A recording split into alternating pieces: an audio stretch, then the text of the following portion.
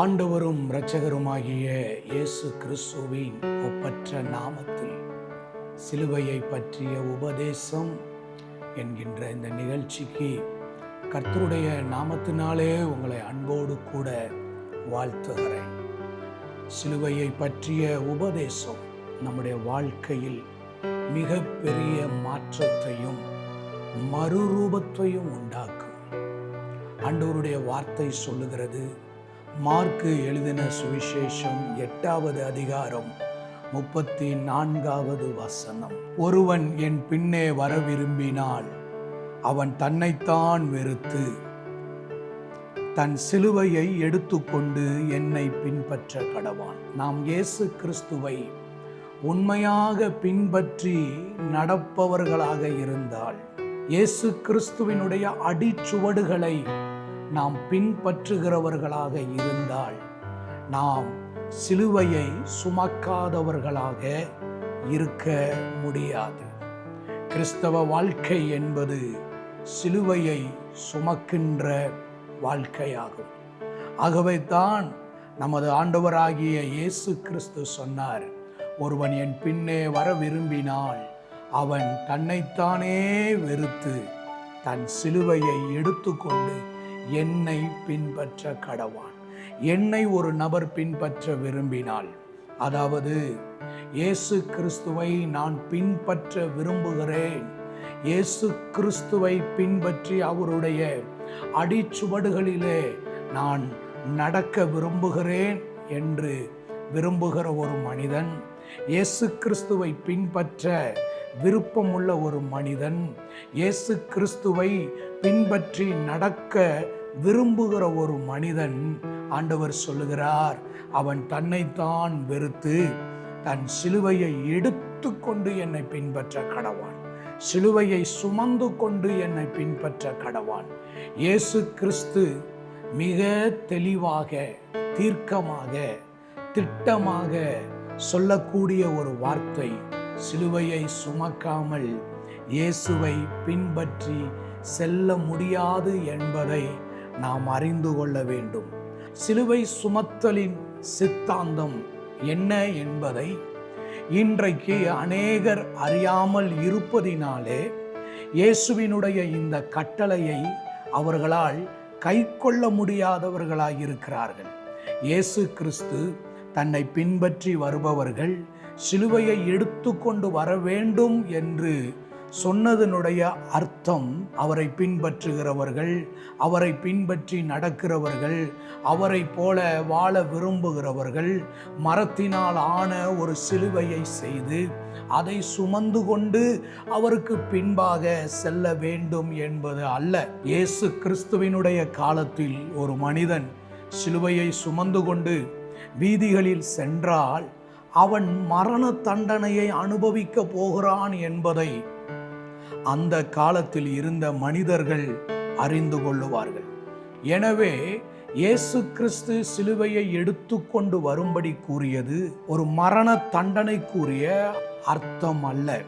இயேசு கிறிஸ்துவினுடைய கட்டளையை சரியான விதத்திலே புரிந்து கொண்டு சிலுவையை சுமந்து வருகிறதனுடைய சித்தாந்தத்தை பவுல் சொல்லுகிறார். ஆண்டவருக்கு மகிமை உண்டாகட்டும். இயேசு கிறிஸ்துவினுடைய இக்கட்டளையை சரியான விதத்தில் புரிந்து கொண்டு நாமும் புரிந்து கொள்ளும்படியாக அப்போஸ்தலனாகிய பவுல் ஒரு அற்புதமான வார்த்தையை வேதத்தில் எழுதி வைத்திருக்கிறார். அந்த வார்த்தை என்னவெனில், கிறிஸ்துவினுடையவர்கள் தங்கள் மாம்சத்தையும் அதன் ஆசை இச்சைகளையும் சிலுவையிலே அறைந்திருக்கிறார்கள் என்று கலாத்தியருக்கு எழுதின நிருபம் 5வது அதிகாரம் 24வது வசனத்திலே குறிப்பிடப்பட்டு உள்ளது. பவுல் சொல்லக்கூடிய சிலுவையை பற்றிய இந்த விளக்கத்தின் மூலமாக கர்த்தருடைய பிள்ளைகளாகிய நாம் அறிந்து கொள்வது என்னவென்றால், சிலுவையை சுமந்து கொண்டு இயேசுவை பின்பற்றி செல்லுவது என்பது நமது மாம்சத்தையும் அதன் ஆசை இச்சைகளையும் சிலுவையிலே அறைவதாகும். இயேசு கிறிஸ்துவை நான் பின்பற்றுகிறேன் என்று சொல்லக்கூடிய ஒரு மனிதன் தன்னுடைய மாம்சத்தை தன்னுடைய ஆசையை, தன்னுடைய இச்சைகளை சிலுவையிலே அறைந்து விட்டவர்களாய் இருக்க வேண்டும் என்பதை குறித்து பவுல் சொல்லுகிறார்.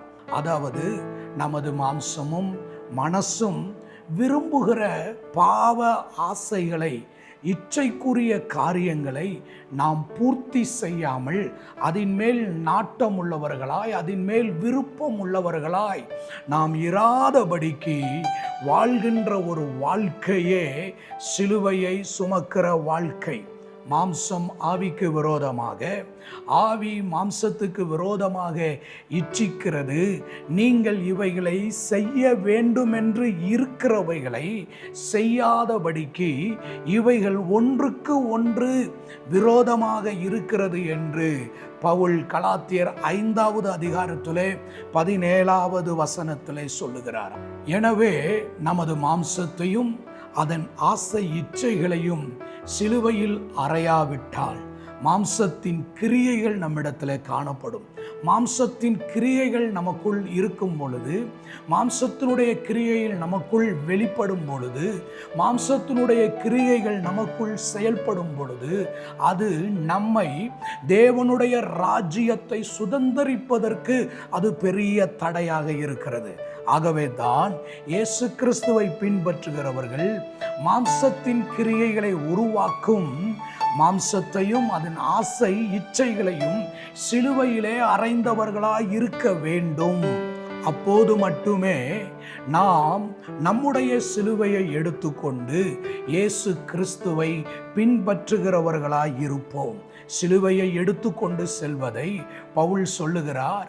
நம்முடைய மாம்சத்தையும் அதன் ஆசை இச்சைகளையும் கர்த்தருக்கு ஸ்தோத்திரம் சிலுவையிலே அறைவதற்கு ஒப்பிட்டு சொல்லுகிறார். இயேசுவினுடைய இக்கட்டளையானது நம்முடைய நடைமுறை வாழ்வுக்கு புரோஜனமாக அறிந்து கொள்ளக்கூடியதாக இருக்கிறது. இயேசுவை பின்பற்றி நடக்க விரும்புகிற நாம் நம்முடைய மாம்சத்தையும் அதன் ஆசை இச்சைகளையும் சிலுவையிலே அறைந்தவர்களாய் இயேசுவுக்கு பின்பாக நடக்க, இயேசுவினுடைய அடிசுவடுகளிலே நடக்க இன்றைக்கு நாம் நம்முடைய வாழ்க்கையை ஆண்டவருடைய கரத்திலே ஒப்பு கொடுப்போம்.